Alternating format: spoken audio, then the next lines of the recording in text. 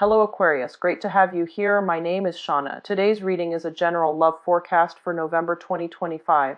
As always, take the messages that resonate and release anything that doesn't. Don't forget to like and subscribe to stay connected with upcoming readings. Let's see what's headed your way, Aquarius.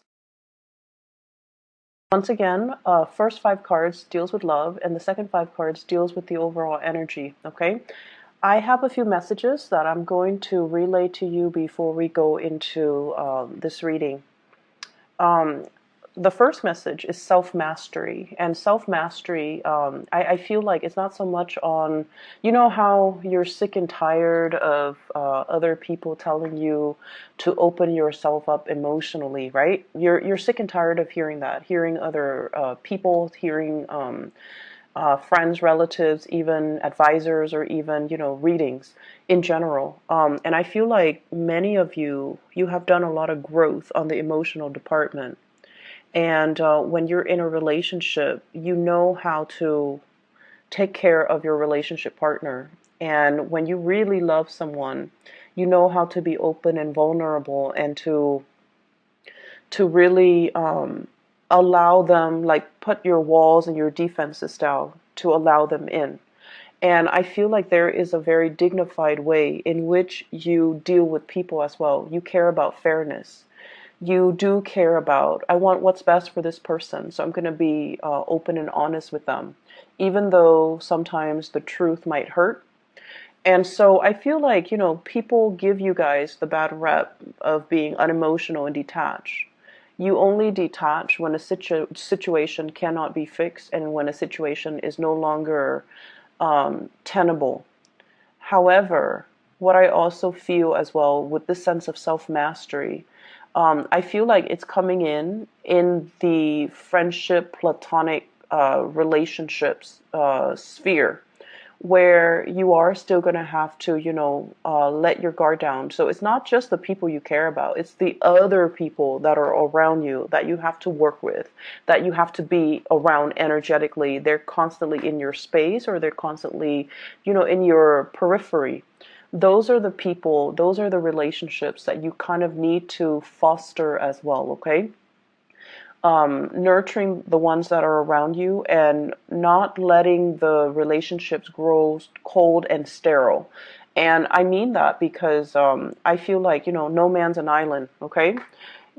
First of all, your energy here, Nine of Pentacles. This is an independence card. This is somebody that's like, okay, I know how to take care of myself. I've got my car, my house, my kids, my pets, whatever it is, I am self-sufficient. I don't really want heavy emotional connections because those things weigh me down. They make me uncomfortable. I can take care of myself, and if I can take care of myself, other people should be able to take care of themselves too. So you make conscious decisions in your life so that your life is not weighed down by material things, by heavy emotional connections, or even connections that are very deep, very profound, that would be difficult to break away from. So you make conscious decisions in your own life to kind of like be this, no, like every man's an island. I'm self-sufficient. I can do things on my own. I can take care of myself in every department. And once again, this is a great self-sufficiency type of energy, but it's really lacking something, right? Because with the 9, it's still a really good card, but it's lacking that sense of like that completion, that 10 of Pentacles that we see down here. And because of that, your relationships might be very, very good right now. But what about the professional contacts, the friendships, the other things in our lives that make it a little bit more robust? All right. So that's just the first message that comes in, and it's a little bit long-winded, but at the same time, I feel like love seems to be going really, really well. Cultivate more of your friendships, okay? Because the friendships, the good conversation where you feel like in sync with another person, where you can talk to them all day, all night, deep into the night, that's what makes you ultimately very, very happy. So let's talk about your love life, first of all. What I have here is, once again, let's talk about this card. I really like this card. somebody that, makes money, pays for herself or himself, someone who's very, very self-sufficient. You might be seen as somebody who's very different in wherever you're living. You're very independent, you're very different. You might stand out in some way because you look very exotic. You look different from the people that are around you. And I feel like, somebody might have gotten a tan, might have gotten their hair done, might have gotten, like a new wardrobe, or somebody that at this point looks really good, smells nice, and, just does their own thing. So because you exhibit this energy where it's like, I'm fine, I'm really happy, I like the single hood, and I like, the bachelorhood. Because of this energy draws in a lot of suitors, right? Because when you don't go around looking, that's when people swarm to you. That's just the law of attraction. When you are self-sufficient and when you're stable financially and really, really happy, you vibrate at a different frequency. You have a lot of success coming in, a lot of happiness, a lot of suitors, a lot of visibility as well in your environment. And as a result of that, a lot of people are coming to you. They know you're single, and they know that, regardless of if the Aquarius person is looking or not, I'm going to tell them how I feel, okay? The person that you're dealing with might be this person right here. We have here the King of Swords, and the King of Swords is an air sign, an Aquarius, a Gemini, or a Libra. I also feel as well very strong earth energy. Taurus, Virgo, Capricorn, they might be air and earth. And then I'm also feeling like this is a person that is incredibly, incredibly smart, because you have to be a smarty pants in order to capture the attention of an Aquarius. Aquarius do not like dummies, okay? Aquarius people are very drawn to people who are articulate, who are witty, who are fast with like a comeback, who can be quirky and weird and whatever, but ultimately Aquarius people are very drawn to people who are like this, like very intelligent. They don't have to be soft and cuddly and emotional. If anything, that's a little bit of a turnoff for Aquarius, but they just need to know what they're talking about. They need to be an expert in their field. They need to respond in a very concise manner.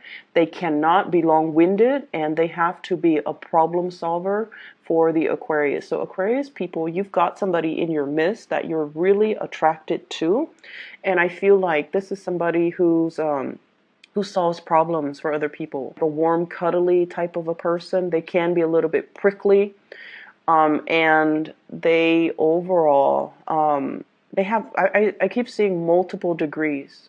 Multiple degrees. And degrees don't really mean anything, but I feel like you're drawn to people who are very well-rounded, who knows a lot of things about a lot of things, okay? So Aquarius, Gemini, Libra, that's the energy that is around you, somebody that you're thinking about, somebody that is really on your radar. This person, what are they dealing with? Insecurity. You're like this. You're self-sufficient. You don't really need anybody. You don't really need them for anything. And so they're the traditional, gender roles. So if you're a female dating a male, they want to be helpful. They want to solve your problems. They want to take care of you. But they don't feel like I mentioned before, you don't fit into those stereotypical, gender roles. And so they might feel like they don't have a lot to offer. They might feel like, am I attractive enough? Am I pretty enough? They might invest, you might notice, and it's kind of funny if you do notice. You usually don't notice these things, but are they, wearing like a new pair of shoes when they're around you? Are they investing more in their clothes?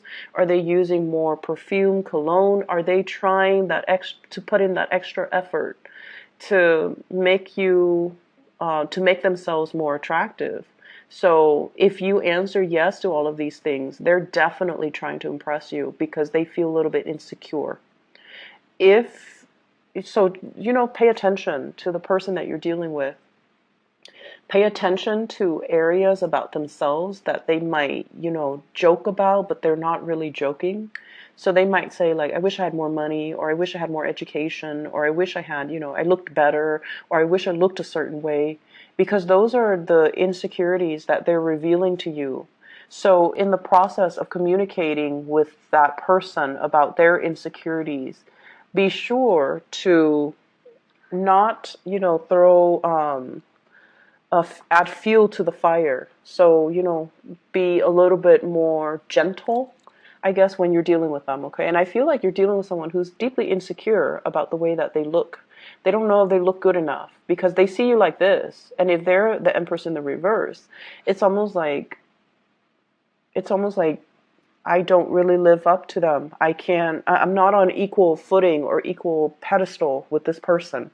So you've got a relationship partner that is very, very insecure about their physique, about their appearance, and about, whether or not they are your equal match physically. I feel like they are your ideal match intellectually. They're really smart, but they don't feel I keep seeing this Taurian energy because Taurus are very practical, and they're more like in the here and now, and they take care of their appearance.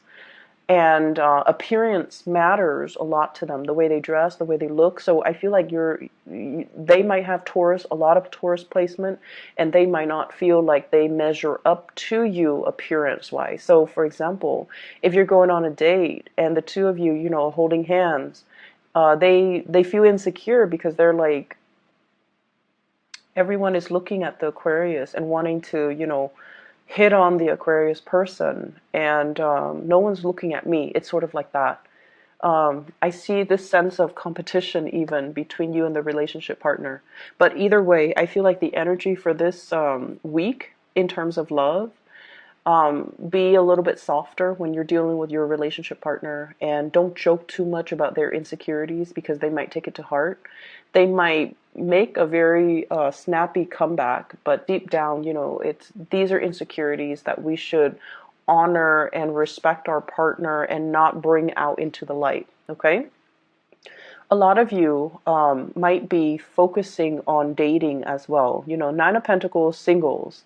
And then the Eight of Pentacles. This is a card about, going through your options, looking at your options. So online dating, or even, I'm seeing a lot of match, like online dating, looking at all the profiles, looking at everybody that's around you, looking at text messages or communication coming through between you and the people that want to be around you, and then a lot of opportunities for you to go out and to really enjoy, your free time. I'm also seeing as well workplace, like romances, okay? And honestly, I feel like there might be coworkers, there might be a lot of people in your professional environment who are headed in in the same direction as you. So you guys are like on the same career track. You guys are inspiring to each other. They trust the work that you do. They trust you as a coworker. Therefore, they want to transmute that energy and to create more of it's almost like getting past the friend zone, getting past the coworker platonic vibe, so that they can, make a move on you. So I feel like there's a lot of contemplation, and the person that you're dealing with, they're strategic. They don't want to make a false move. And because you're so detached, it's hard for them to know where you're coming from. So aim to be a little bit more flirtatious, and aim to be a little bit more like easygoing and, carefree, and just joke around a little bit more. Allow them a way to get into your space. Okay? Because this energy of self-sufficiency, it's very good, but it's also like, oh, he or she doesn't need me. So allow them to get into your space. Allow, open up, and allow, like, ask follow-up questions to allow a conversation to start. And I feel like your friends or your coworkers will be the catalyst for you to kind of open up to the other person, for those who are single. So it's almost like, asking your friends or your coworkers, how was your weekend? What did you do this weekend? And then your crush comes by, and and then ask your crush, how are you? Like, haven't seen you in a while. What did you do this weekend? So one conversation that's very platonic leading to another, and it allows an in. It allows your crush or whoever you're dating or whoever you like to enter the conversation without feeling weird, without you feeling uncomfortable about, asking them exclusively, because sometimes you don't like to reveal how you feel, right? You don't want them to get the upper hand, but you also want to initiate conversation with them. So I feel like that's really what this is all about. Fostering all of your relationships, not only the relationships that you care about, or only the people that you love, or only the people that you have your eyes on. Okay? Really, really bright, good energy. And I feel like there's a lot of solidification in this spread. But I feel like many of you are single, loving the single life. You would date, but you're waiting for the right person, waiting for somebody that can bring you this sense of happiness, this sense of freedom, and this sense of carefree, childlike energy. So the interaction between you and a crush, between you and a partner, is really good for this week, mainly because it opens up doors about practical, direction in the relationship, as well as where are we going, where are we headed. But once again, all the cards indicate to me it's like a solitary person. So I definitely feel a lot of independence, but also a lot of Aquarius people are single and loving it and focusing on their career. In the other departments of your life, there is going to be as well news, communications, and things like that about family. Okay, so the Ten of Pentacles in the reverse. So we're going from this 9 here where you are very self-sufficient, and then the Ten of Pentacles in the reverse where family and people that you love, they're going through issues, possibly financial issues. And I definitely feel here we have an earth sign, Taurus, Virgo, Capricorn, and a water sign, I'm sorry, not Sagittarius, Scorpio, Cancers, Pisces. And I feel as if for those of you, if you have any, I don't see you having financial difficulties, but I also feel like discussions coming through from these two people about how do we take care of our joint finances? How do we take care of mom and dad?